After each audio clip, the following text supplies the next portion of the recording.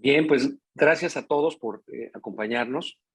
Esta presentación, como eh, decía en la invitación, trata de platicar en principio de lo que es muy rápidamente las necesidades de la empresa familiar. Es una introducción muy rápida que voy a hacer sobre ellas. Y después, cómo de ahí nace la necesidad de crear una oficina familiar, cuáles serían sus responsabilidades principales y dejar este antecedente para que después iniciemos. Hemos preparado una serie de preguntas. Tenemos fundamentalmente dos especialistas que nos acompañan en el tema de precisamente la administración del wealth management o de los fondos, ¿sí?, de la oficina familiar. En fin, déjenme entonces hasta esta pequeña introducción. Voy a compartir el fundador o los hermanos cuando se reúnen, pues, las empresas empiezan a aumentar en términos de número de miembros que participan. Vemos algunas necesidades. Entre ellas, un concepto global que se le llama gobierno familiar, que es desde hacer sus reglas, desde hacer un consejo de familia, una asamblea familiar, es blindar el patrimonio a través de un fideicomiso. En fin, empezamos a ver a nivel de gobierno familiar necesidades de sucesión, necesidades de anticiparnos a todos los conflictos de familia y asegurar que los que son nuestros hijos tengan la capacitación necesaria para participar en órganos de gobierno como consejeros o como dueños, como socios del negocio.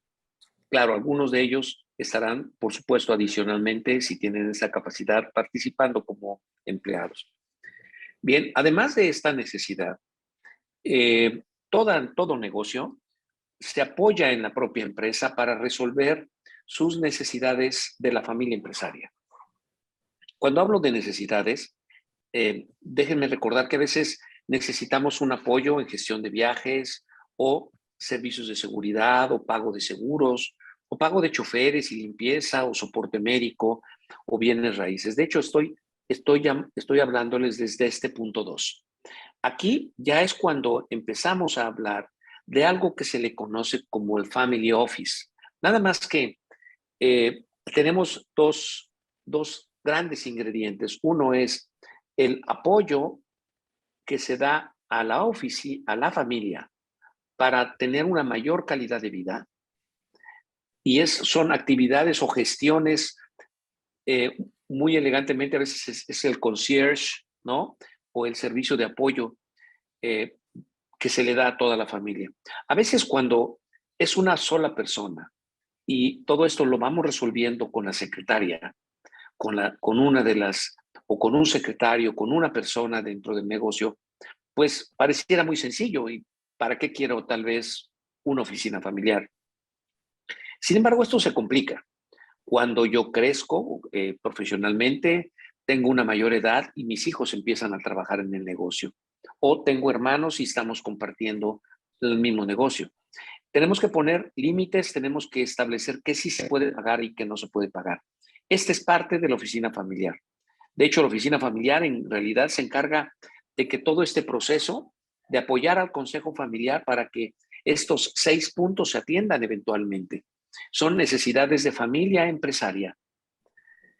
Un tercer capítulo, que es fundamentalmente donde nos vamos a introducir con mis colegas, tiene que ver con el fondo de inversión.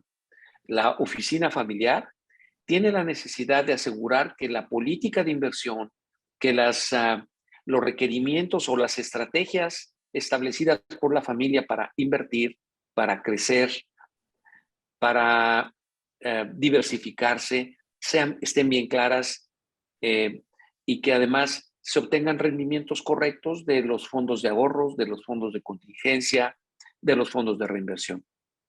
Entonces, este punto 3 es un capítulo que atenderemos ahorita con mucho más precisión. Evidentemente, también la familia tiene una necesidad de planeación y cumplimiento fiscal.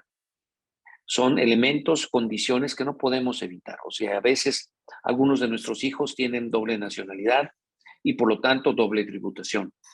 Algunas inversiones queremos hacerlas en México o tener inversiones a través de bonos o a través de fundaciones en Europa, en Estados Unidos, en Canadá, en México, ¿sí?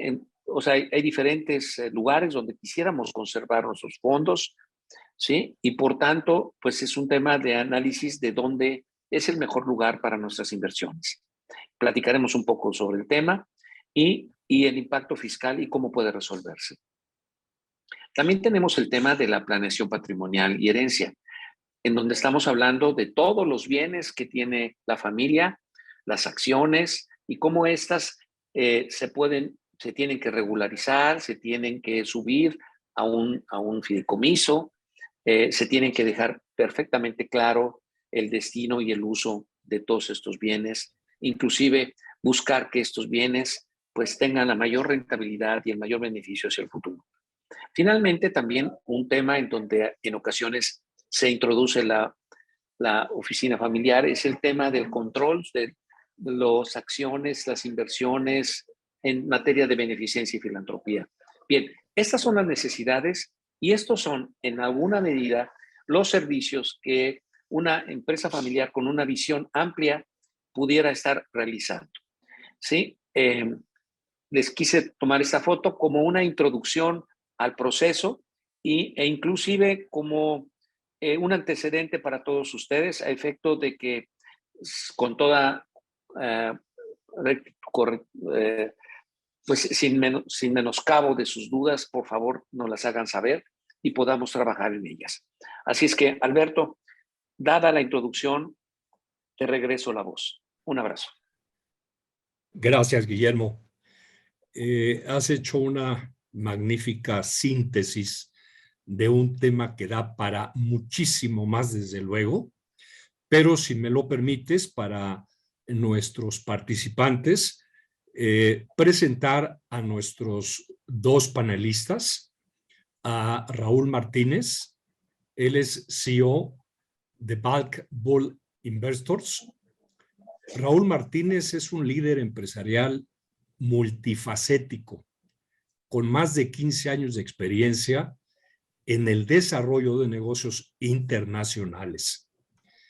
En octubre de 2020 fundó Black Bull Investors Club con un objetivo muy claro: ayudar a las familias empresariales, al family office, a inversores y a actores claves a fortalecer relaciones y buscar oportunidades de negocios en un momento tan importante en el que más que nunca la mayoría de las industrias necesitaban encontrar nuevas formas de reinventarse para mantenerse a flote y poder subsistir. Raúl se graduó en la licenciatura de Negocios Internacionales en Australia Catholic University en Brisbane y ha ganado una experiencia multicultural al haber vivido en países como Australia y Francia. Antes de Black Bull Investors Club, Raúl trabajó en GRI, Real Estate Club, y en Marcus Evans, con altos indicadores de éxito. Y si me permiten, de una vez, por favor, presentamos a nuestro segundo panelista, a David García, quien es CEO de Siembra Capitales. David García es un emprendedor corporativo y director general de Siempre Capitales. Él es un financiero integral con robusta experiencia corporativa y bursátil. Asimismo, es consultor en inversiones, fusiones y adquisiciones. Siembra Capitals es un single family office con sede en Guadalajara que inició operaciones en el año de 2014. La familia, con una trayectoria de 45 años, tiene presencia en los sectores automotriz, alimenticio, inmobiliario, financiero, logístico, energético, turístico, de infraestructura, agroindustrial y retail. Siembra Capitals está enfocada en agregar valor y jugar roles activos a través de del dinero inteligente en todas y cada una de las inversiones. David, a Raúl le cedemos ahorita la palabra antes de pasar a hacer algunas de las preguntas a las que nuevamente, como lo hizo Guillermo, les pedimos a nuestros participantes que puedan prepararnos para poderla responder por parte de ustedes. Adelante. Muchas gracias, Alberto. Pues muy brevemente, gracias por la presentación. Efectivamente, estoy representando a Black Bull Investors Club. Somos un club privado en donde buscamos precisamente reunir a familias empresarias, a family offices, asesores, a inversionistas privados, y todo esto con el objetivo precisamente de divulgar los temas que estamos tratando el día de hoy. La importancia de lo que es el contar con un family office, que lo ha descrito bastante bien el doctor Cruz, cómo ayudar a las familias a preservar los patrimonios a lo largo del tiempo y a lo largo de las generaciones, y por otro lado, ayudar a todos ustedes a tener en el radar diferentes oportunidades de inversión. Entonces, igual por ahí los invito a que nos conozcan, y le doy la palabra a David para que se presente también. Muchísimas gracias. Antes que nada, agradecerles la invitación y de mi parte poderles compartir las inquietudes que se tengan y el testimonio que tenemos nosotros al interior. Vamos ya para 10 años de constitución. Como habrán escuchado en la introducción, pues sí, es un grupo empresarial familiar muy diversificado, con presencia en 10 sectores hoy en día, con empresas públicas y privadas y con una tesis de inversión amplia. Esto a su vez tiene bondades, pero también a su vez tiene algunos retos, así que pues encantado de poder profundizar en estos 10 años que tenemos de camino, de poderles compartir pues los éxitos y los fracasos y por ahí algunos tips también. De nuevo, muchas gracias por la invitación y mucho gusto. Gracias a los dos. Quisiera iniciar haciéndoles a ustedes algunas preguntas, y me permitiría iniciar con una de ellas que tiene, pues, digamos, 3 preguntas en una sola, y pudiera estar abierta a cualquiera de los 3. Déjenme decirles en qué consiste la pregunta. ¿Qué es un family office? ¿Qué requisitos hay para tener uno? 3, ¿el patrimonio debe de cumplir con alguna cantidad mínima? ¿Quisieras, Guillermo, responder a esta pregunta, por favor?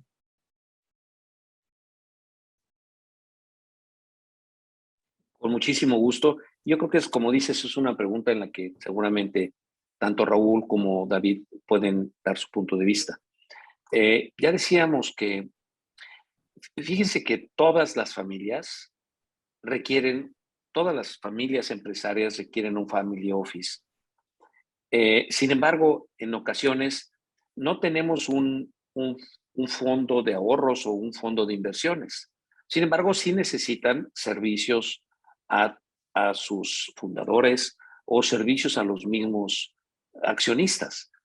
A veces, en la mayoría de los casos, las empresas familiares se soportan, como les decía, de una manera nada institucional. Simplemente hacen sus peticiones y piden apoyos a sus subalternos para resolver necesidades familiares.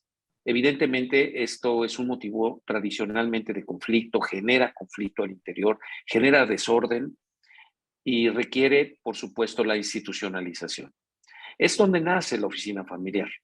Digo, aun cuando tengamos un solo socio o un socio fundador, se requiere la integración de la oficina familiar. Simplemente se le van a ir agregando servicios conforme la empresa y las necesidades van creciendo, ¿sí? Yo digo que toda empresa requiere una oficina familiar, aunque seamos el socio fundador. Y este socio fundador pues tiene muchas necesidades a veces de solicitudes, perdón, por ejemplo, en lo personal tengo solicitudes de mi esposa y ve, oye, ayúdame a pagar esto, ayúdame a pagar aquello.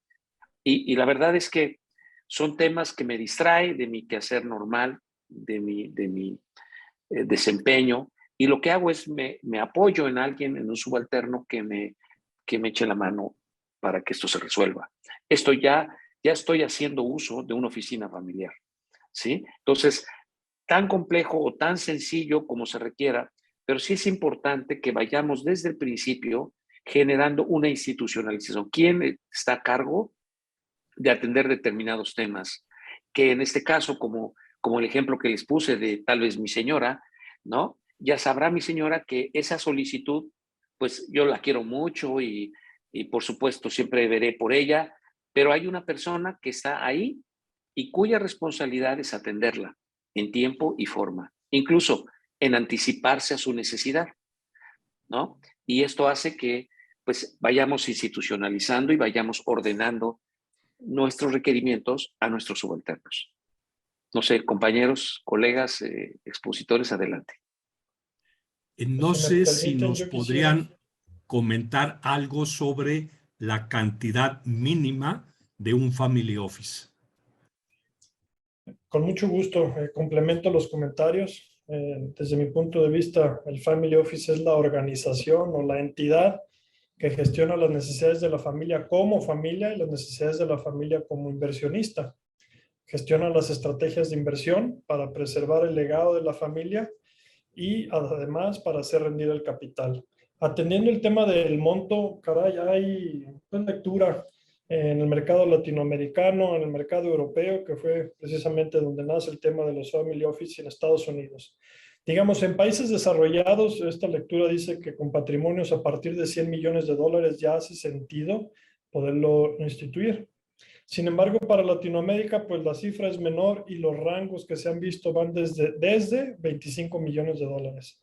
Y pues como bien ya se mencionó, hay de necesidades a necesidades. Cuando hablamos de las necesidades de la familia como familia, bueno, pues viene un código de familia y viene un plan de sucesión, viene la planeación de las vacaciones, inclusive la seguridad, la incursión de los siguientes generaciones en la familia, etcétera. Es una parte, digámoslo así, más personal de la familia y por otro lado, pues la parte patrimonial o empresarial de la familia en donde necesita velar por sus intereses como inversionista en empresas terceras y en sus necesidades como empresario dentro de sus propias empresas operativas. Y para lo cual pues se equipa con un grupo de profesionistas especializados en distintos áreas, en distintos servicios, pues para poderle dar esa preservación al legado familiar, para hacer que sean compañías que tengan pues un historial suficiente para compartirlo con las siguientes generaciones. Hay pues empresas que hoy en día tienen ya más de 600 años constituidas y siguen llevando este legado de por medio. Si hubiera algún tema adicional, creo que algo más, perdón, nos decían en la pregunta, ¿cuál fue la otra pregunta? Que si debe de, bueno, la cantidad ya lo mencionabas, Sí. y cuáles son los requisitos para tener un family office. Raúl, ¿quisieras tú abordar quizá más en este tema? Sí, claro. Para complementar, digo, creo que tanto el doctor Cruz como mi buen amigo David ya contestaron muy bien la pregunta, pero sí, efectivamente, pues ese family office se va a encargar de todo lo que engloba el patrimonio familiar, ¿no? Desde incluir el tema de inversiones, tema de planificación, temas fiscales, hablar de fondos de inversión, planes de pensiones, gestión de inmuebles. Y todo esto pues suele ser hecho, como bien lo comenta David, por expertos desde administradores, desde asesores financieros, especialistas fiscales, expertos en derecho. Hablando del tema de ¿Cuál es esa cantidad? Como bien lo comenta David, creo que es muy debatible y va a depender de las necesidades de cada grupo. Nada más para complementar un poquito los datos que nos dio David, se habla de que los gastos de operación de un family office en la parte administrativa corre desde $100,000 hasta $500,000 al año. Entonces, va a depender de esas necesidades que tenga el grupo familiar, ¿no? En cuanto a los requisitos, pues precisamente va a depender de ese momento que se encuentre la familia, en el tamaño de la empresa, en el patrimonio que estén manejando, en la, pues sí, en la necesidad específica de servicios que requieran, tanto por la parte de familiar, hablando de temas de protocolos familiares, de necesidades para crear un plan de sucesión, temas de liderazgo familiar, hasta la parte de inversiones, qué tanto expertise necesitan para diversificar su portafolio en diferentes tipos de activos. Si piensan hoy en día, si están invirtiendo o si el patrimonio viene, por ejemplo, del sector inmobiliario y quieren empezar a invertir en el mercado de capitales o están buscando invertir, no sé, en criptomoneda, pues obviamente necesitan contratar a esos expertos y esos expertos pues van a tener un fin, ¿no? Entonces va a depender de las necesidades de cada grupo familiar, para ser honesto. Muy bien.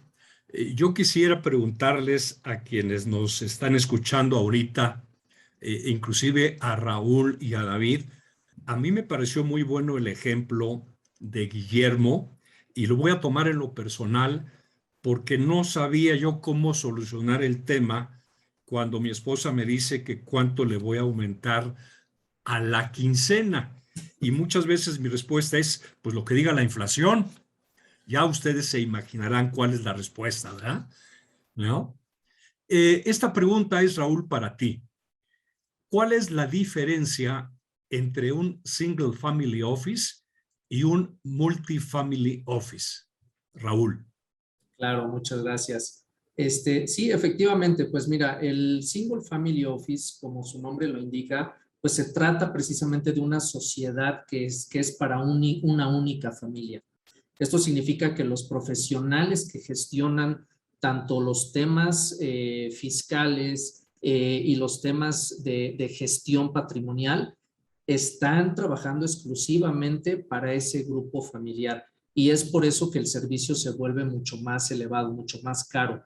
Ahora, hay otra opción que si estamos hablando de un grupo familiar más pequeño, en donde estamos hablando de una primera o de una segunda generación, lo que se sugiere, dependiendo del patrimonio que se maneja, es empezar a través de un multifamily office. El multifamily office es básicamente, es la mejor opción para poder tener acceso a ese asesoramiento patrimonial, en donde digamos que es un grupo de expertos que trabajan para un grupo limitado de familias. De esa manera, los costos operativos se dividen no nada más en un solo grupo familiar, sino entre varios. Y eso hace que pues ese grupo, esa empresa familiar o familia empresaria pueda tener acceso a esa profesionalización de una manera más económica, por decirlo así.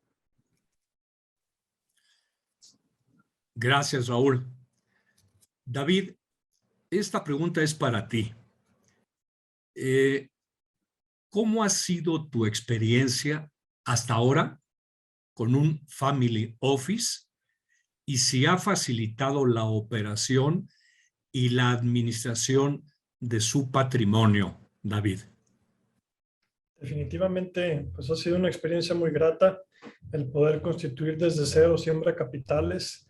Recuerdo 2013, estábamos buscando registrar el dominio, registrar la marca, desarrollar una página web y desde ahí empezaron, digamos, los retos. Ya están, ahora sí que en el INPI registrados casi todos los nombres. Fue un proceso sumamente complicado, comprar el dominio también, pero bueno, desde ahí empieza el reto, diseñar una tesis de inversión en donde los accionistas se sintieran cómodos y poderles transmitir El mensaje, pues, para desarrollar esta apertura en buscar distintos activos de inversión, tanto en el mercado local como internacional, que estas inversiones pudieran ayudar a generar un alfa sobre el rendimiento que hoy en día se tiene ya al interior, y además que ayudara con la diversificación, poder tener inversiones que ayuden pues, en momentos de crisis, que tengan una diversificación geográfica, que tengan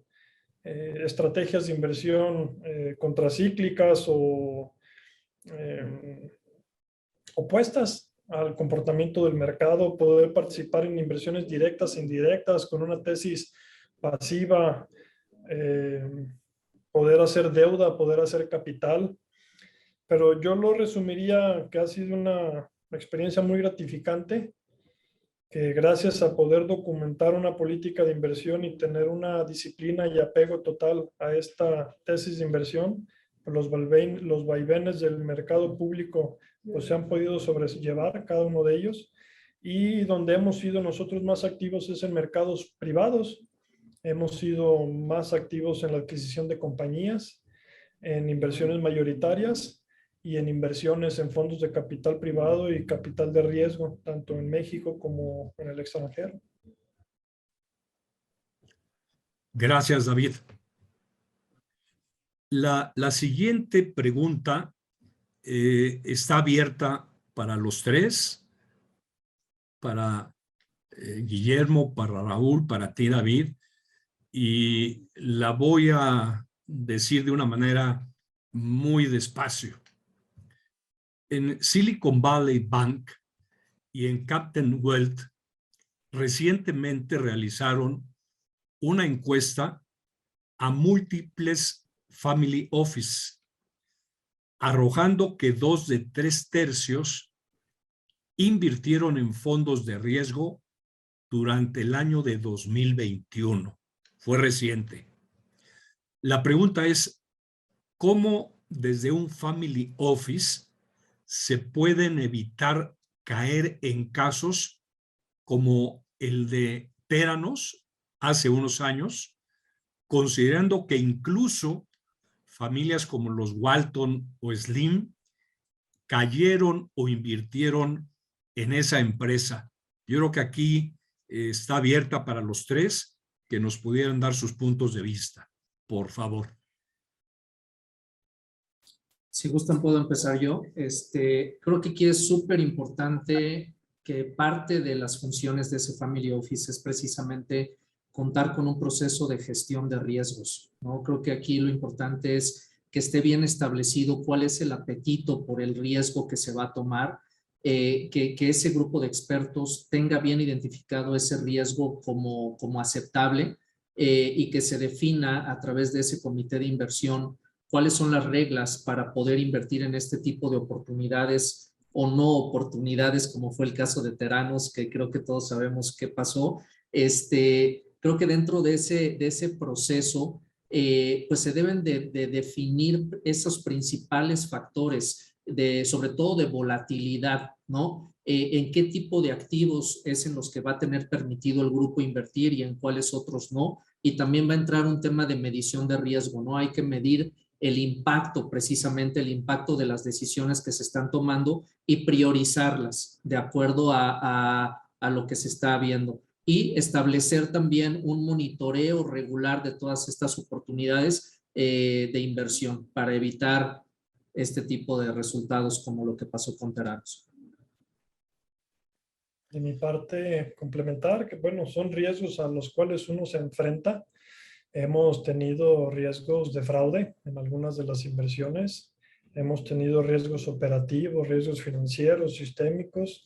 Es importante identificarlos y poderlos cuantificar, pero bueno, pues con una tesis de inversión donde en 2021 las tasas de interés en Estados Unidos son del 0%, o con rangos hasta un 25%, pues tienes tú ya oportunidad de, con una tesis con múltiples activos, tener una exposición al riesgo de cierto porcentaje que te pudiera otorgar un rendimiento superior al benchmark con el cual te estás comparando.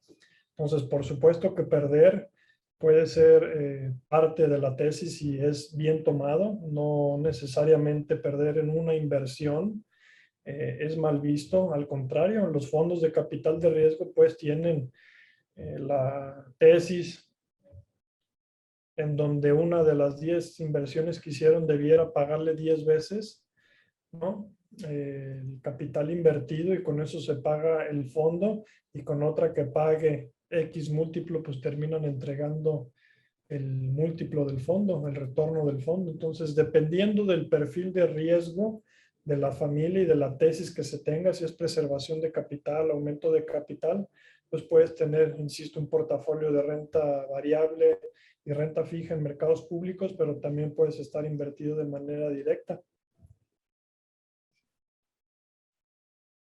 Gracias, David.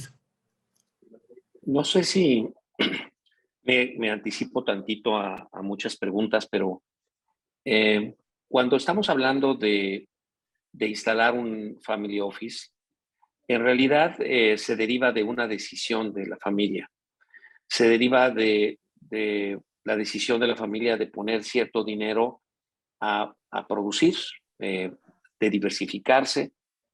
Evidentemente, todos tenemos que estar de acuerdo en que estamos tomando ciertos riesgos, pero también ponemos controles, ¿no? Y bien lo dicen mis colegas, tenemos que monitorear que las inversiones que se están haciendo, primero, seleccionar entre varios la mejor de las inversiones y poner en la mesa a diferentes comités, pues la posibilidad de o sea, qué ventajas y qué desventajas y qué niveles de rentabilidad esperados y cuál ha sido la historia y el resultado de un due diligence. O sea, yo no puedo tomar decisiones unilaterales, aisladas, sino que en realidad estoy cuidando y debo cuidar el dinero de mis inversionistas, ¿sí? Me duele perder un peso y soy muy feliz ganando un peso. Entonces, esto requiere toda una infraestructura de gobierno corporativo, una distribución de funciones que debe estar instalada perfectamente bien y que cada uno tiene que cumplir con su rol de una manera adecuada. De hecho, traía yo una pequeña lámina para distinguir estos roles y no sé si sea prudente hacerlo en ese momento. Bueno, se los voy a presentar y vemos si me estoy o no adelantando. Siempre las gráficas nos ayudan un poco a ilustrar a lo que nos estamos refiriendo. Bien. Ay, perdón. Estamos hablando de que decíamos que los socios, la asamblea de socios, la familia y los inversionistas acuerdan invertir y por lo tanto aprueban la inversión, ¿no? Y definen incluso cuánto van a meter de dinero y cuándo van a incrementarlo, si va a haber algunos calls, o sea, si ahorita vamos a meter una cantidad y después vamos a meter otras, ¿sí? ¿Cómo serían estas, no? Pero se establece un acuerdo. Evidentemente, pues hay mecanismos como fideicomisos que generamos, que son vehículos de inversión, en donde decimos vamos a poner esta cantidad, y a veces esto lo maneja el Family Office, ¿no? Que va a controlar el destino conforme a los acuerdos de los socios, de los amigos o de los inversionistas o de la familia.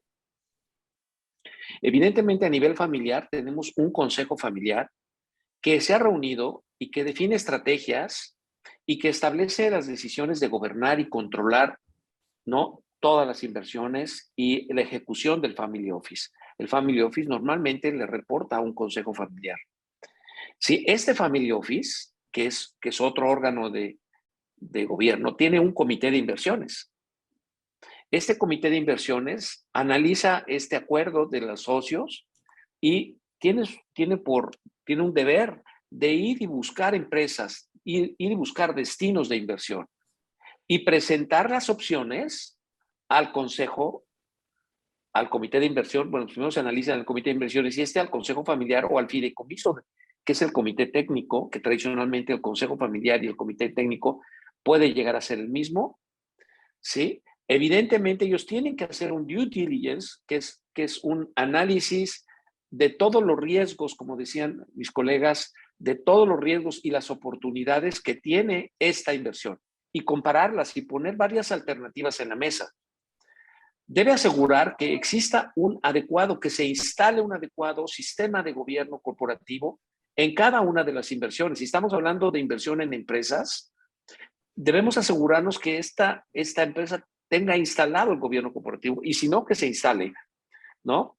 Que exista la conciencia y que existan los amarres para que no nada más sea de boca para afuera, sino evidentemente sea parte de algo que podemos exigir que se mantenga como un requisito para que nuestra inversión se sostenga dentro de la empresa. Gestiona los servicios y gastos acordados por la familia, como decíamos, también hace otros servicios en familiares, e informa. El tema de información es fundamental. No podemos simplemente invertir si no estamos constantemente informando a nuestros accionistas de dónde metimos el dinero, cuánto está generando, cuál es la expectativa de ganancia y cuándo vamos a salir y cuáles son las salidas que tenemos consideradas y en qué momento. O sea, el tema de información es un tema que es quizá una de las grandes tareas del Family Office. Vigilar también la inversión lo es. Y por tanto, para vigilarlo, sostenemos que debe existir un gobierno corporativo efectivo en cada una de las inversiones. Si hacemos caso directo a lo contenido en la Ley del Mercado de Valores, dice que cuando nosotros compramos y vendemos acciones, estamos incurriendo en un mercado y por tanto nos afecta la Ley del Mercado de Valores y por tanto tenemos que cumplir con la regulación en donde nos dice que debemos tener un comité en donde se vigile y se proteja el patrimonio, que es el comité de auditoría, y un comité que esté cuidando el crecimiento y la rentabilidad de esta empresa en la que hemos invertido. Bien, entonces, también nuestro deber dentro del Family Office es cuidar que cualquier inversión que estamos haciendo, independientemente de que ya hicimos la inversión, ya hicimos el due diligence, ya los socios estuvieron de acuerdo, el Consejo Familiar lo aprobó, el Fideicomiso lo aprobó del Comité Técnico, independientemente de que esto ya se dio, nuestra labor en el Family Office no termina, realmente empieza. O sea, la primera parte es seleccionar la inversión y la segunda parte es vigilar el rendimiento, el crecimiento y la rentabilidad. Ese sería mi comentario. Guillermo, muchas gracias.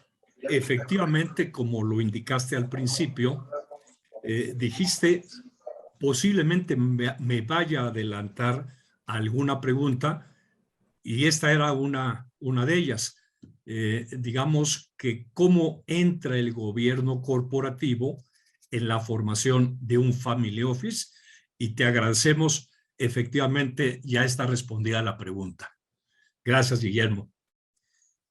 Qué amable, gracias. Y ya lo sabía yo que me estaba adelantando un poco, pero la pregunta anterior estaba totalmente enlazada con, pues, cómo le doy seguridad a esta inversión. Ya lo decía mi querido Raúl, pues hay que cuidar el riesgo. Ya lo decía mi querido David, pues ha sido una decisión de la familia, ¿sí?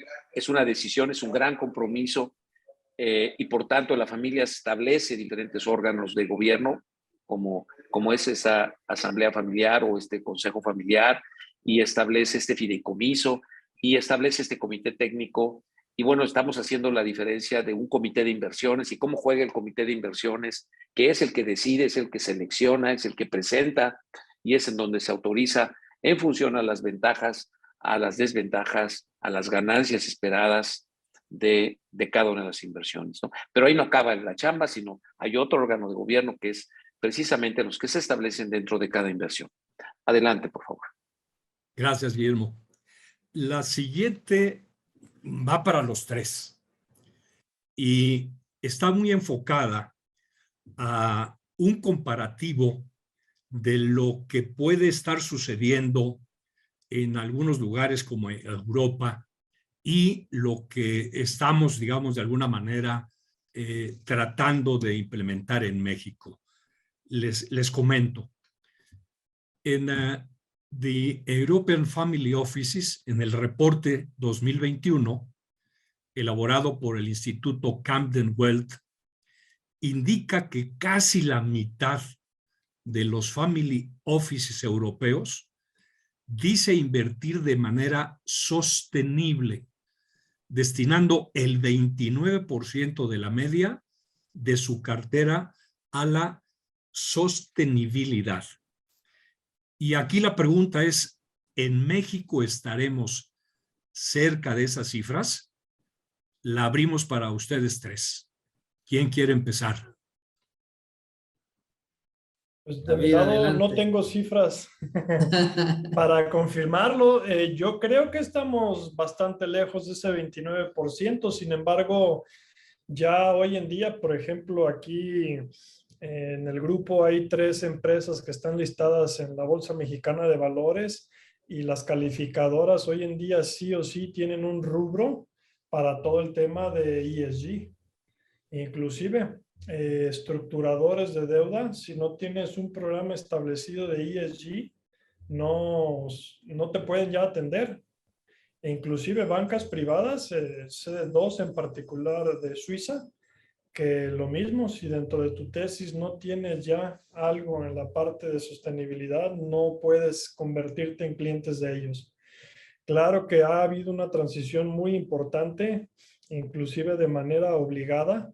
Lo que sí les puedo compartir, nosotros en 2015 intentamos pues tener un brazo de sostenibilidad, un brazo, llamémosle fundación o aquel fondo de inversión con impacto social.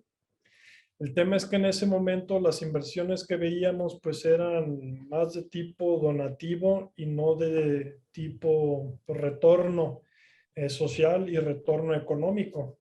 ¿A qué me refiero? Que pues por mayor que sea el impacto, mientras no sea sostenible el proyecto, pues no pasa de ser una empresa de donativos, una asociación civil, y no tengo o tenemos nada en contra de ello. Simplemente los modelos en países desarrollados conllevan, además del donativo, pues un retorno que, insisto, haga sostenible el modelo social de la familia. En esas épocas, les decía, encontrábamos proyectos, sí, algunos que tenían un impacto económico además del social, pero eran tickets de inversión pues muy pequeños para lo que estábamos buscando nosotros en el momento de desarrollar. Entonces, pues redundando, no tengo yo cifras para confirmar ese 29%, no sé si es más o es menos, pero sí me atrevo a decirles que debe ser un monto menor. Gracias, David. De mi parte igual, creo que el porcentaje 29% en México no llegamos ahí. Yo creo que además de hablar de porcentaje de grupos familiares que están invirtiendo en temas sustentables, es los que lo están haciendo, qué porcentaje de su portafolio están invirtiendo en este tipo de iniciativas. Por ahí sí tengo un dato en donde a través de un artículo del periódico El Financiero, comentan que hoy en día los porcentajes más adoptados a nivel global de los que están invirtiendo en temas sustentables en relación a su portafolio va de un 8% a un 15%. Entonces todavía es un porcentaje bastante pequeño. Nosotros dentro del club sí tenemos relación y convivencia con algunos grupos familiares que sí están dedicándole parte de esa inversión a temas de energías renovables. Tenemos otros casos en donde parte de su tesis de inversión es ya no hacer negocios con empresas que no están siendo cuidadosas en el tema de la ecología, ¿no?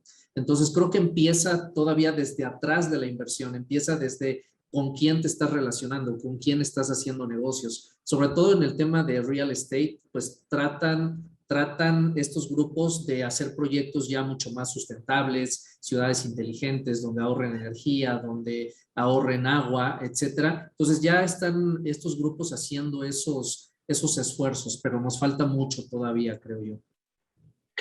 Efectivamente, los principios ESG o ASG, como se les está conociendo, vienen del Acuerdo 2030 para la década 20 a 30, que es un acuerdo mundial, en donde todo el sistema financiero lo ha tomado como una consigna, es decir, yo voy a dar mayores facilidades, esto es, tasas de interés más bajas, créditos, o incluso los fondos de inversión, vamos a invertir o tenemos que invertir todos los fondos de inversión en inversiones responsables, inversiones que demuestren que cumplen con los principios ESG o ASG.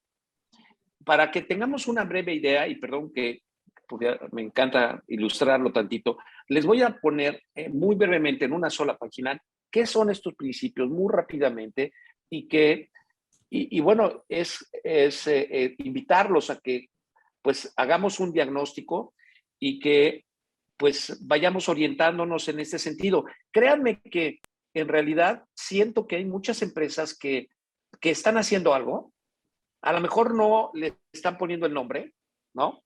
A lo mejor no lo hemos documentado, pero algo estamos haciendo, ¿no? Hay algunos que están cuidando que su modelo operativo, ¿sí? Su medio ambiente, sea un medio ambiente, o sea, lo que estén trabajando, el efecto que tienen dentro del medio ambiente, el efecto que tienen en el cambio climático, ¿sí? El tema de energía nuclear, el tema de la sustentabilidad ambiental. ¿Qué tanto estamos haciendo respecto a esto en nuestro negocio? El tema de la seguridad social. ¿Qué tan diversidad, qué políticas de diversidad tenemos dentro de nuestra empresa? El manejo de derechos humanos, como el buzón de sugerencias, quejas y denuncias, ¿sí? Y el ombudsman corporativo. La protección del consumidor, el que tengamos un buzón de escucha a nuestros consumidores, la protección animal.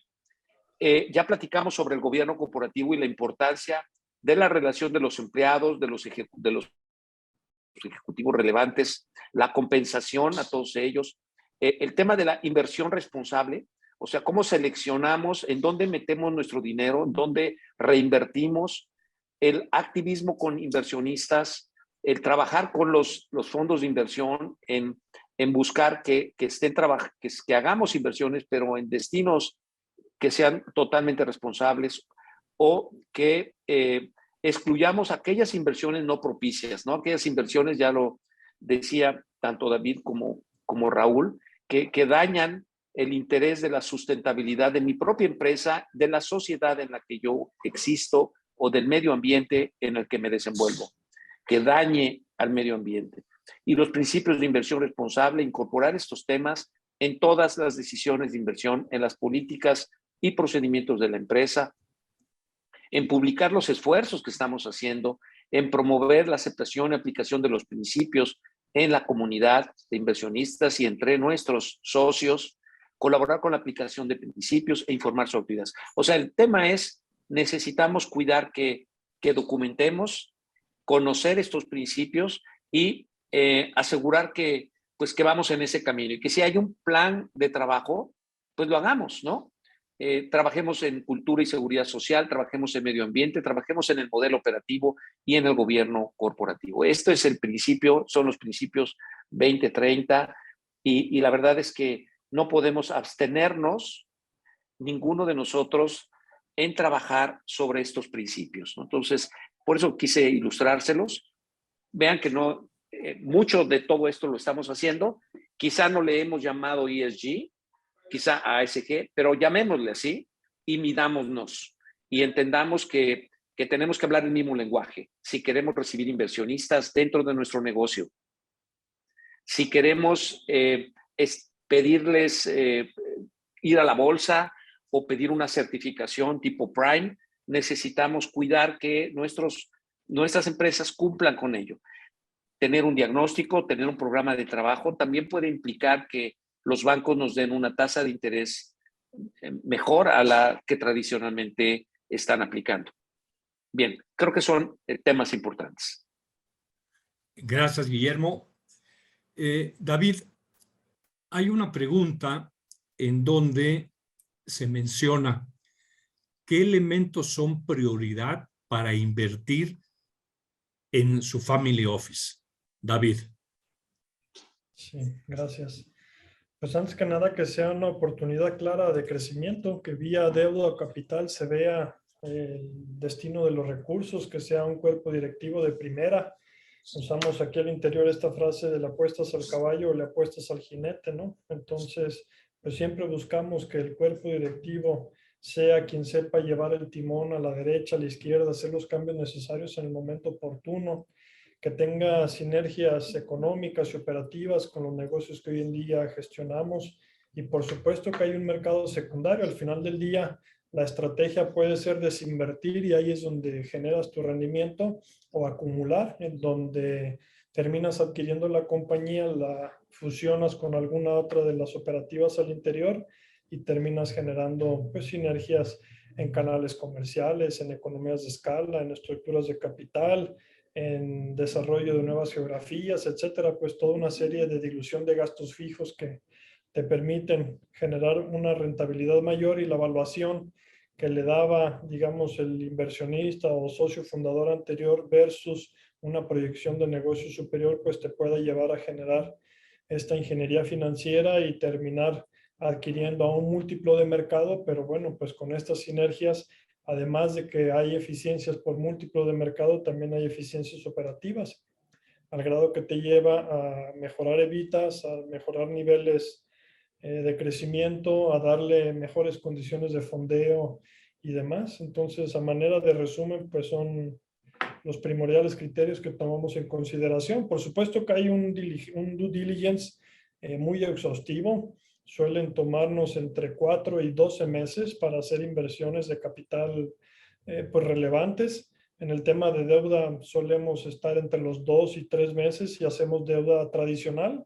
Hoy en día no estamos cómodos con esquemas pues creativos, esta deuda convertible o subordinada o mezanín. Para nosotros hace mucho sentido tener un calendario de amortizaciones conocido, una fecha fatal, una tasa de interés, y que bueno, si en el camino es necesario hacer algún ajuste, bueno, lo podemos platicar, pero insisto, pues por la regulación mexicana y por la dificultad que ha habido en el mercado por estos esquemas creativos, desde un origen decidimos pues quedarnos con una deuda tradicional y poder atender un mercado que hoy en día en México, insisto, está desatendido. No existen muchas oportunidades para pedir prestado para ir y comprar una compañía, por ejemplo. La parte de Project Finance también acá en México, pues es un mercado difícil para poder conseguir ese tipo de fondeo. Ahora en la pandemia, pues al contrario, a lo que nos abocamos todos estos 2 años fue a deuda en lugar de capital. Hacía mucho sentido poder hacer líquidas o monetizar garantías de empresarios, y estos darles a ellos la oportunidad de pues tener la cadena de suministro topada o acceder a ciertas oportunidades de precio y demás. Entonces ahí es donde fuimos muy activos nosotros en estos 2 años, y además con la coyuntura que los bancos se echaron para atrás y pues a ver sus balances y sus reservas y reestructuras, pues ahí insisto, pues para nosotros fue un buen momento de oportunidad. Ahorita ya, bueno, desde enero estamos retomando el tema de capital, estamos cruzo dedos por cerrar 2 oportunidades de adquisición del mercado mexicano. Correcto, David.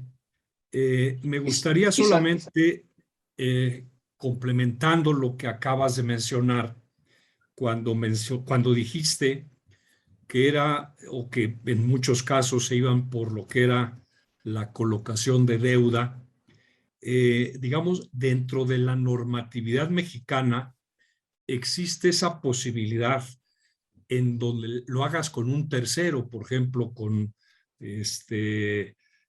algún fondeador, ¿no? Pero ahí habría que tener mucho cuidado en la parte contable y en la parte de dividendos preferentes, ¿no? Porque habría que tener, reitero, mucho cuidado en ese tema, porque puede contabilizarse como deuda.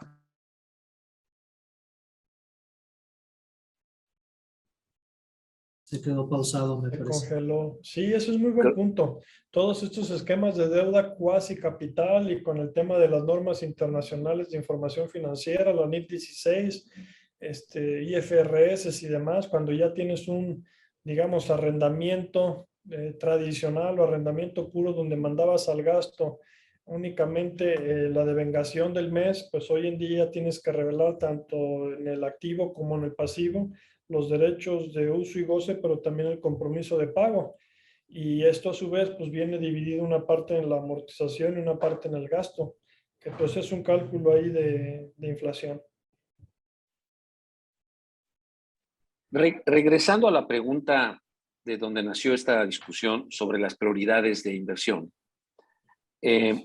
yo creo que todos, o sea, cada familia, cada negocio tiene diferentes prioridades. Creo que es muy importante que analicemos, hay varias decisiones que tomar, ¿no? Si yo quiero aprovechar la cadena de valor de mi empresa al máximo, de mis empresas o de mis inversiones, bueno, este quizás sería un primer approach, ¿no? Recuerden que todo esto se debe traducir en una estrategia de inversión, en una política de inversión, que bueno, finalmente el family office o los responsables de inversión pues pueden pues, presentar propuestas, pero tiene que salir de este comité de inversiones, tiene que salir de una posición de la familia en qué quiere invertir y en dónde quiere invertir. Incluso tiene que hacer congruencia con todos los esfuerzos que hoy en día ha hecho la familia. Si tenemos, cuando hablamos de cadena de valor, y nada más déjenme poner un ejemplo, yo estoy en la venta y tengo una comercializadora y ese es mi negocio. Bueno, me quiero ir para atrás en la cadena de valor y puede haber una distribución y antes de este paso de la cadena de valor hay una producción y antes de la producción hay una definición o una creación del insumo, ¿no? Entonces yo me puedo ir en la cadena de valor ganándome terreno en función a qué es lo que más dinero me deja. Quizá en esa cadena de valor, el 100% de la utilidad, yo nada más me gano el 20% o el 10% y me puedo comer el otro 10 o el otro 15 o el otro 30. ¿Cómo? Invirtiendo. Bien, entonces esa primera es tal vez una primera decisión que en la mayoría de los casos se realiza y hemos tomado decisiones de entender la cadena de valor y aprovechar precisamente lo que estamos haciendo, el mercado que tenemos, el producto que conocemos para establecer dónde podemos elevar nuestro nivel de ingreso y nuestro nivel de utilidades. También es cierto que otra decisión importante siempre es hacer sinergia, invertir en aquello que me haga sinergia. Si yo invierto en un distribuidor en los Estados Unidos y yo tengo un producto que tiene aceptación en Estados Unidos, pero necesito un distribuidor, bueno, comprar un distribuidor o invertir una parte de mi dinero en las acciones de un distribuidor posiblemente me haga mucha sinergia. Y esto me va a permitir abrir mercados de la empresa en México. Bien lo decía mi querido David, en realidad es muy importante tener un equipo directivo que nos permita, pues también hay que pensar en invertir en gente que verdaderamente conozca, que verdaderamente pueda hacer las cosas, ¿sí? A veces no invertimos en ello y perdemos grandes oportunidades. Tener gente en el consejo o tener gente en la administración que haya sido gente exitosa en ciertos segmentos, ciertos sectores de mercado, ¿sí? Que no sean mi competidor, pero que me permitan entrar a otros mercados, es una inversión no sugerida, es indispensable. Muy bien, pues adelante, por favor. No sé si Alberto ya estás por acá. Qué bueno. Te quedaste en silencio, Alberto.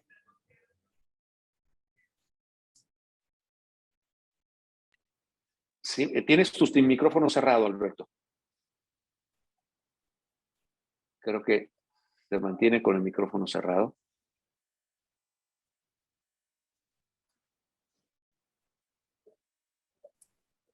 Sí, Les ¿verdad? decía Adelante. que les ofrezco una disculpa.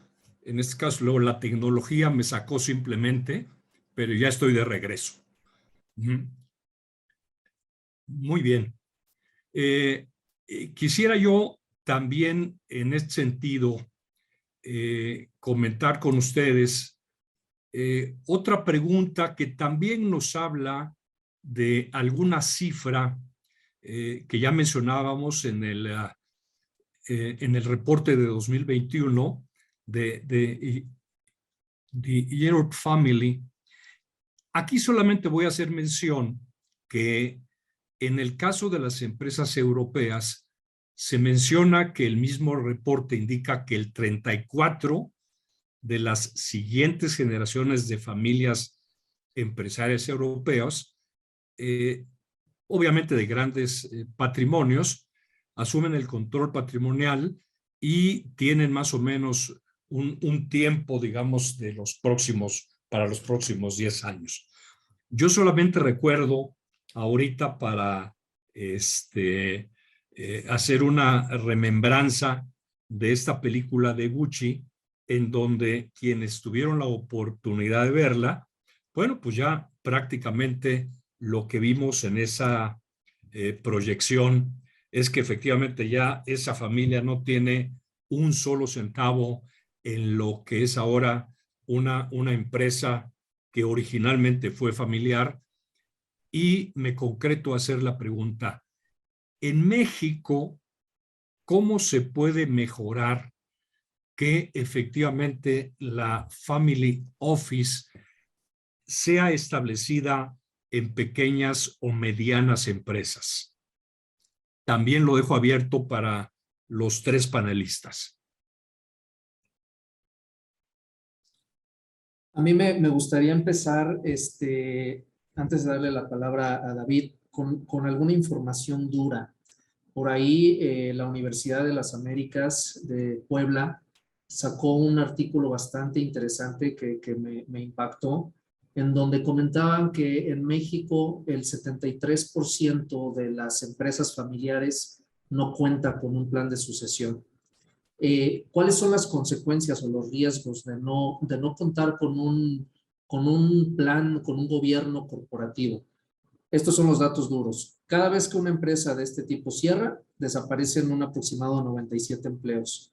El 80% de las empresas no cuentan con un plan estratégico por estar concentrados en la operación del negocio. Y el mismo 80% de las empresas no saben para qué es un protocolo familiar o un plan de sucesión. Estos datos se me hicieron bastante impactantes y creo que van de la mano con la participación previa del doctor Cruz, tomando en cuenta pues que este es el pilar más importante de la economía en México, ¿no? Eso es lo que quería yo aportar. David, adelante. Pues desde nuestro lado y desde la óptica de un inversionista con un fondo de capital privado, pues es un mercado interesante el mercado latinoamericano, y más porque no hay salidas a mercados públicos. La bolsa mexicana en los últimos años, lejos de listar más compañías, se han venido delistando. De tal manera que, insisto, para nosotros, en el momento que llega un socio fundador a una edad de jubilación y no tiene sucesión, pues prefiere dejar un patrimonio líquido, dejar bienes raíces, pero no necesariamente la planta industrial que hace troqueles o transforma acero y demás. Entonces ahí es para nosotros en donde hace mucho sentido que las empresas familiares que no tienen pues este plan de sucesión, pues pasen a ser adquiridos por nosotros, y con esta pues disciplina de inversión al interior y las sinergias que se generan, pues ha sido interesante, y nosotros poder empaquetar deuda y bursatilizarla, o poder hacer consorcios de empresas y terminar adquiriéndolas. Y por supuesto, en la parte de los prestadores de servicios, lo mismo. Aquí hay una oportunidad muy grande en Latinoamérica con la institucionalización de planes de sucesión, de gobierno corporativo. Y dejen ustedes el tema únicamente de lo trillado, pues que quizá pueda estar la palabra gobierno corporativo, que por supuesto hay que tener consejeros independientes, hay que tener comités múltiples. Nosotros tenemos por compañía 13 comités en cada una, de mejores prácticas, de remuneración, de legal, de finanzas, etcétera, etcétera. Y esto nos permite, desde mi óptica, controlar o gestionar desde esta gobernanza mejor las compañías, no necesariamente con la institucionalización de un proceso que llamémosle de gobernanza, y que pues sí, ya tengo mi manual, ya me lo entregaron y aquí les sigo. Pues no, es empezar por ahí, pero por supuesto tener implementado cada una de estas herramientas, estrategias al interior de la compañía, porque pues eso es lo que permite dejarle el legado y la permanencia a la compañía en el largo plazo, que los accionistas puedan pasar la batuta a los siguientes herederos, o en su caso desinvertir y poder dejar un patrimonio líquido. David, en el caso de la respuesta que nos acabas de dar, mencionas que en las empresas tienen implementado 13 comités. ¿Nos puedes explicar un poco digamos, el costo que esto implica? Sí, por compañía, por ejemplo, híjole, es que todas se gestionan de la misma manera a pesar de que sean empresas en etapas de desarrollo. ¿Correcto? Como varias de las empresas que se tienen al interior son empresas reguladas, como Sofón regulada o Almacén General de Depósito regulado o emisora de deuda que a su vez también está regulada y está auditada pues por una de las grandes cuatro empresas prestadoras de auditoría, o porque FIRA, o porque Bancomext, o porque la CNBB. Entonces ya hay un gasto hundido al interior que para nosotros en términos de tasa nos representa 70 puntos básicos adicionales de sobrecosto a la tasa de fondeo. Entonces, por citar un ejemplo, si nos fondean a TIE, nosotros tenemos que poner 70 puntos adicionales de sobrecostos sobre el valor del fondeo. Eso es lo Y que a fíjense nosotros nos que representa. por ahí tengo un estudio que yo desarrollé de manera personal, en donde el hecho de que invirtiéramos en gobierno corporativo generaba un rendimiento. Hay una correlación matemática positiva entre la implementación de las prácticas y el incremento en el ingreso y la rentabilidad. El resultado fue de alrededor de un 30% de correlación positiva. Quiere decir que cada vez que yo estaba metiendo dinero en el gobierno corporativo, en realidad no estaba gastando, estaba invirtiendo. Y porque un gobierno corporativo efectivo en realidad protege el valor y lo hace crecer. Yo no hablaría, y bueno, el fondo de David, pues ha considerado importante estos comités, pero la verdad de las cosas es que cada empresa es distinta. Lo que sí es cierto es que no tengamos gobiernos corporativos o consejos de administración y comités que cubran las formas, sino que se vayan al fondo de los hechos, como en el caso de David. Ellos consideraron que esto era necesario para proteger y hacer crecer el patrimonio. Acordémonos que hay mejores prácticas corporativas desarrolladas por la OSD y que recoge la experiencia histórica a nivel mundial y que nos aconseja sobre aquello que verdaderamente funciona, ¿no? En donde nos habla, por ejemplo, de control y vigilancia, ya lo decían los muchachos, de protección de riesgos, anticiparnos a los riesgos, proteger el patrimonio, institucionalizar la empresa a través de controles operativos, directivos y estratégicos. Nos hablan de dar ese seguimiento financiero, pero anticiparnos de los riesgos, cuidar la liquidez, la solvencia, la estabilidad financiera. Nos habla de la ética. Y en el caso del tema de prácticas societarias según la ley del mercado de valores, pues recuerden que ahí nos exigen que tengamos planeación estratégica, que veamos el programa de desarrollo, el programa de innovación, que revisemos la competencia, los precios, los productos, ¿sí? Que busquemos nuevas sinergias de negocio y que hagamos que el negocio se traduzca. Y acuérdense, el artículo 28 de nuestra ley del mercado de valores le obliga al Consejo y dice que su principal responsabilidad es crear valor. Entonces, estamos aquí para proteger y para crear el valor de la empresa, con un ejercicio efectivo de alto valor del consejero. No es, sí voy a invertir dinero y sí, tal vez me va a costar, y como lo traducía David en algunos puntos sobre la ganancia del fund manager. Bueno, es como él lo mide porque ellos están invirtiendo de este dinero en la empresa, pero a la larga está realmente invirtiendo porque va a ganar. El gobierno corporativo es algo que se tiene que autopagar. Inclusive mis cálculos me dicen que en algunas empresas es hasta 10 veces más alto la ganancia que lo que están gastando en un año. Claro, siempre y cuando hagamos que el consejo sea puntual, que no haya burocracias, que no lleguemos simplemente a calentar la silla y escuchar lo que nos crucemos de brazos y escuchar lo que la empresa nos quiera decir. No, eso no es un gobierno corporativo efectivo. Realmente es perder el tiempo. Y no venimos a perder el tiempo. Estamos Coincido, Guillermo. Si no lo hacemos de esa invirtiendo manera, como no lo hacemos empresarios, nosotros. como family office. Así es, así es. Y los felicito, por supuesto, ¿no? Bueno, pues esos serían mis comentarios y adelante, por favor, Alberto. Correcto.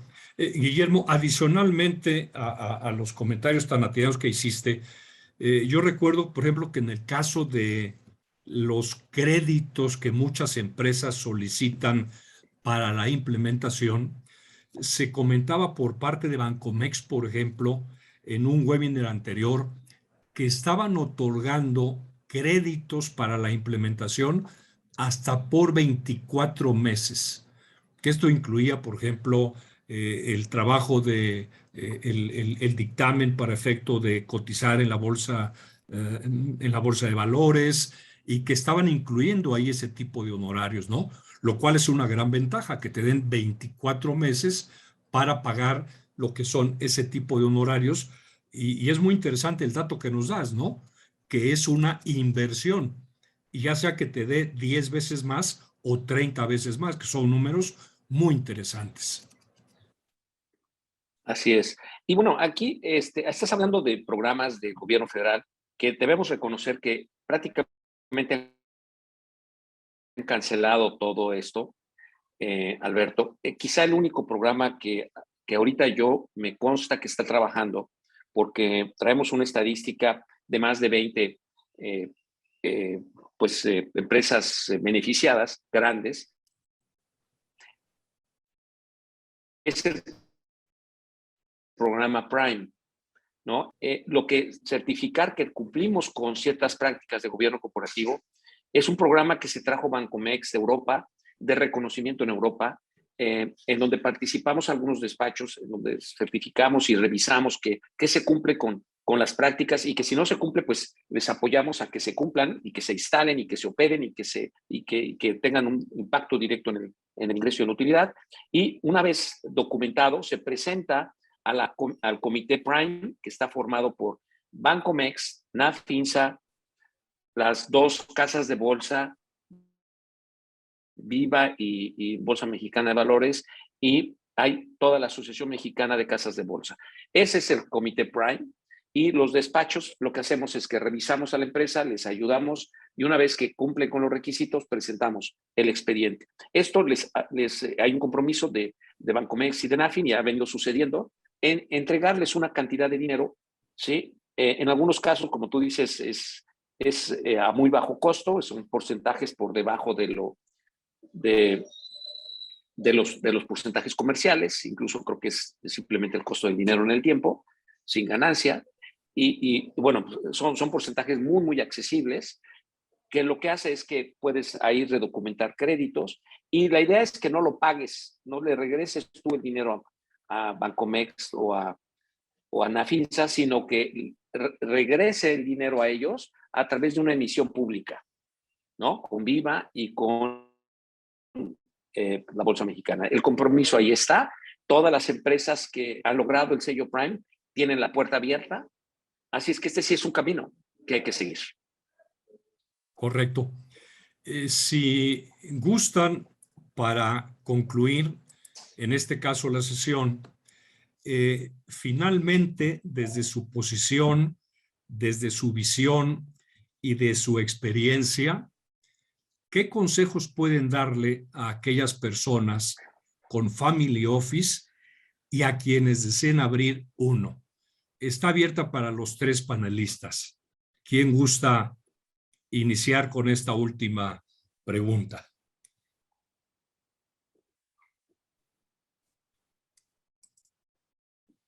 Adelante, David. Sí, Raúl. muchas gracias. Pues yo sería de la idea reiterar el apego a una política de inversión. Bueno, comenzar con documentarla, apegarse a esta política de inversión y llevarla con una estricta disciplina. Buscar los vehículos de inversión que sean eficientes en la parte legal como en la parte fiscal, si son vehículos locales o vehículos extranjeros, y ser muy exigentes en el proceso de la diligencia, en el proceso de evaluación de la oportunidad del negocio. Hay oportunidades, podemos revisar días al día, al grado pues que el volumen de transacciones son bastante altos, pero no necesariamente son proyectos de calidad o digamos que se apegan a la política de inversión. y estar pues muy apegados a la diligencia. Yo sobre todo recomendaría poder conocer al empresario, poder tener pues, una serie de sesiones de mucha interacción, poder entender la visión del negocio y entender el estómago del socio fundador, porque pues no es lo mismo el que tiene 5 o 10 restaurantes y quiere crecer para tener otros 5 o 10 restaurantes, al que tiene una visión de esos 5 o 10 los quisiera llevar a 1500, como fue el caso de Chipotle en su momento en Estados Unidos. Entonces no es que esté bien uno sobre otro. Los roles de ser emprendedor son muy diferentes a ser un director general, y luego son muy diferentes pues a llevar estas necesidades, estos criterios de director general de 5 restaurantes o de una empresa mediana, llevarla a una escala mucho más grande.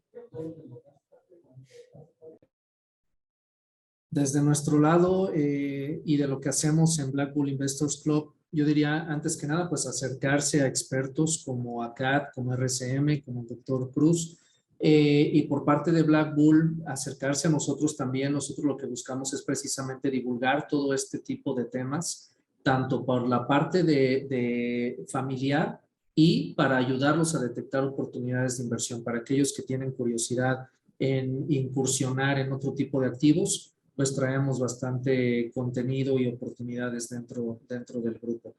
Y pues muchas gracias al doctor Cruz, a Alberto, a David, por dejarme participar, por poder acompañarlos. Pues finalmente compartirles que la idea de este tipo de pláticas es que ustedes tengan información para que logremos empresas de alta rentabilidad, empresas que sean sustentables en el tiempo, que no se nos pierdan. Por ahí se comentó claramente que la tasa de desaparición empresarial es del 20% anual en nuestro México querido. Es una tasa muy alta de desaparición. No podemos estar sosteniendo este tipo de tasas. Necesitamos empresas seguras, seguir invirtiendo, y tenemos que invertir de manera apropiada el dinero, el poco o el mucho dinero que tenemos. Cuenten con el apoyo profesional que ustedes necesiten, tanto a nivel familiar como a nivel corporativo, porque por un lado, a nivel familiar, necesitamos mantener armonía y necesitamos mantener equidad. Por otro lado, a nivel patrimonial, necesitamos que el patrimonio está siendo bien invertido, bien cuidado y que está creciendo. Ese crecimiento lo conocemos, sabemos el ritmo,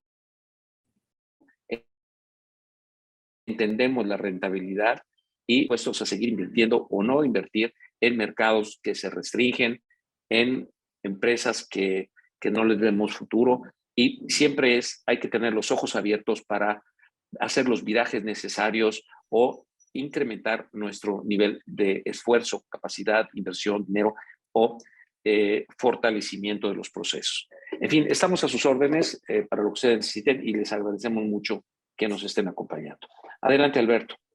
Gracias, Guillermo. Pues con esto, en primer lugar, agradecerles a todos los participantes que están todavía con nosotros. Reiteramos el estar a sus órdenes para cualquier tema que ustedes consideren necesario consultar. Guillermo, muchísimas gracias. David, Raúl, muchísimas gracias por sus grandes experiencias que nos han compartido en relación al Family Office y al gobierno corporativo. Les deseamos que tengan a todos buena tarde y que tengan ustedes una reflexión importante sobre estos temas. Yo quise, en relación a lo que mencionaba Raúl para despedirnos, meterme a la página de la Secretaría de Economía para ver ese dato duro en cómo estamos ahorita para la clasificación de las pequeñas, medianas y grandes empresas. No está actualizado, pero el dato que nos acaba de dar Guillermo, que un 20% de empresas desaparecen, es muy preocupante. Nuevamente, gracias a quienes participaron, a nuestros panelistas, y que tengan ustedes muy buena tarde.